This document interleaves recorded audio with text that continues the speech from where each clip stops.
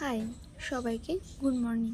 তো উঠে দেখি আকাশটা কিছুটা মেঘলা হয়ে আছে, তাই সকাল সকাল বাদাম ছোলা এসব দিয়ে পেট পুজো করে তারপর দেখি মা ভোলা মাছ রাখছে।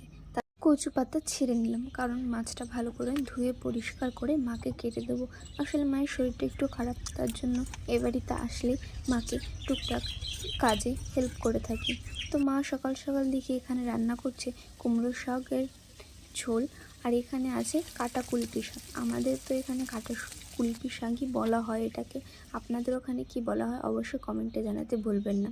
তো এই দেখো, কথা বলতে বলতে কিন্তু আমার মা অনেকটাই রান্না করে ফেলেছে। এই রকম শাকের পাতলা ঝোল কিন্তু জ্যান্ত মাছ দিয়ে খুবই দুর্দান্ত লাগে খেতে। যদি আপনারা এই রান্নার পুরো রেসিপি দেখতে চান অবশ্যই ইউটিউবে লং ভিডিওটা দেখে আসবেন।